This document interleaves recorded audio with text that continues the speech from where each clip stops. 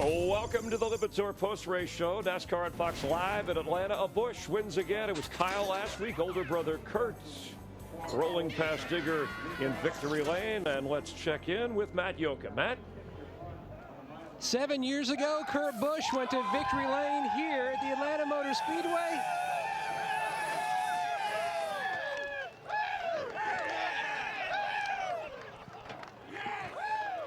And I don't know what was more impressive, the new victory celebration or winning in overtime in dramatic fashion. That was big.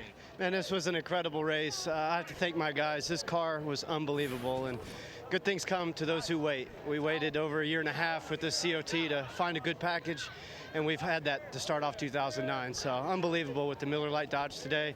Great calls by Pat Tryson, our engineering staff. Penske Power, Power, it's back. It feels awesome. And also for the Busch family, back-to-back wins for the second year in a row.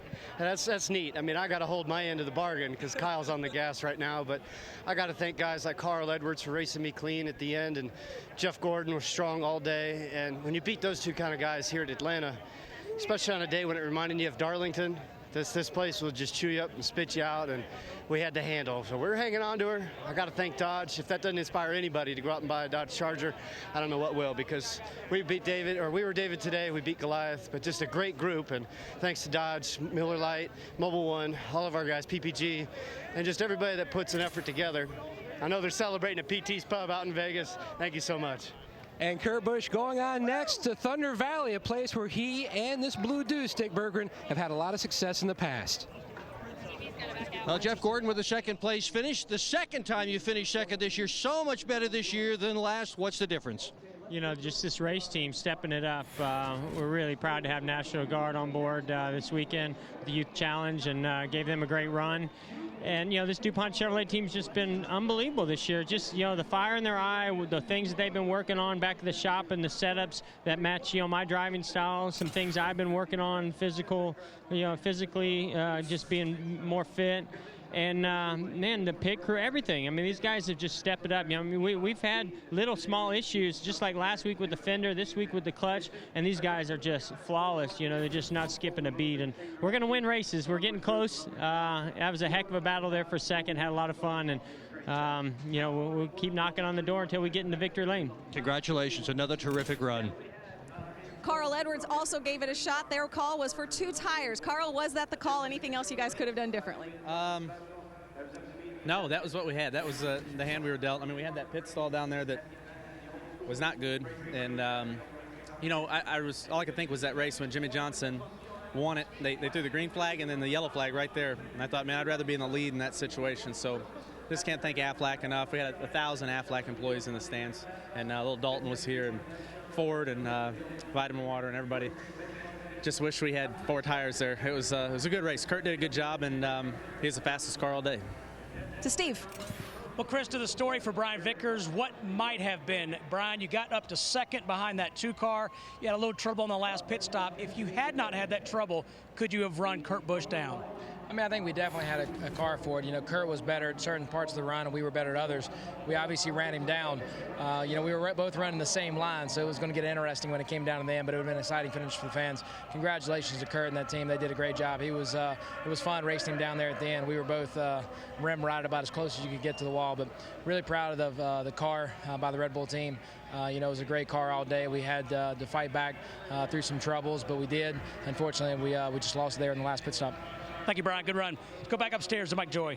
Thanks, Steve. Well, no one can accuse Kurt Busch of being mild thing. He truly dominated today, led over 230 laps, and whipped him at the end. Yeah, you don't see a lot of races where you say that was a perfect race. Sometimes the circumstances will get you a win.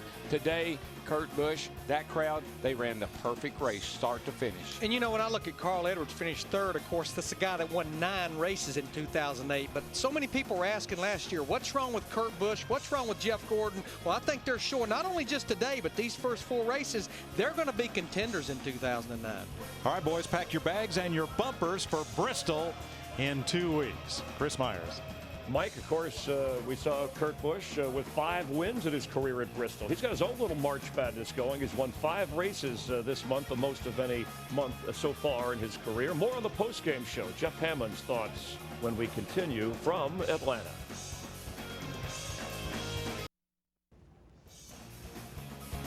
We're glad you're with us from Atlanta. Jeff Hammond, Chris Myers at a Hollywood Hotel. These are your point standings after 4 races into the 36-race season. Of course, 26 before the chase. Jeff Gordon came in as the leader. Carl Edwards up to 4th. Tony Stewart, who had a terrific run, being a couple of laps down, Jeff, got in position to finish in the top 10, 6th in points. Yeah, you're talking about that right there, being 6th in points, but also guys like Casey Kane and Brian Vickers, they made some good steps forward today, and you Greg Biffle and a couple of the guys that stumped their toes. Well, it's still a long season, but being up there in that top 12 still matters. Kurt Busch, he started 2nd, never fell beyond 5th, and you know, sometimes you have a good car, you don't handle it as well. They did what they had to do to maintain position. 5 times you had to recapture the lead to win. Well, the key thing right there to me is like what Darrell said. It was a near perfect race, and when you think about it, you run 500 miles, sit up there on the outside pole, and you're able to keep up with the racetrack. Even when the car got away from him and he got into the wall a couple times, Kurt didn't panic, neither did Pat Tryson. They worked on the car, put it back like it was, and as the track cooled down, they made the right adjustments all the way down to the last call to come get tires at the end of this race. They didn't give up anything on pit road with the crew, and they came out on top. Kurt winning for the captain, Roger Penske, and Bristol next week, where, as we mentioned, Kurt Busch has 5 career wins in Thunder Valley. We hope you'll be with us. We have a week off, so it's 2 weeks technically when our coverage begins at 1:30 Eastern, 10:30 Pacific, high definition NASCAR on Fox. And tonight on Fox, following us here, Hole in the Wall.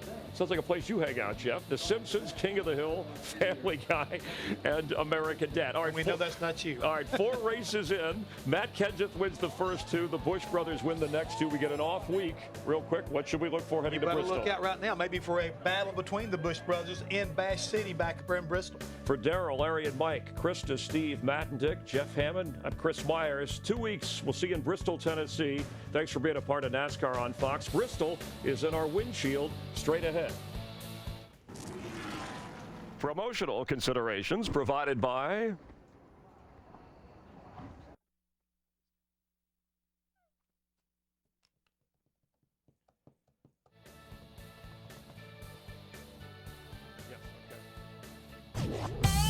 Love it when it's 4 wide, love it when it's fast, love it when the leader's caught the package moving past, love it when they're making lots and lots of noise, can't wait to hear the W say.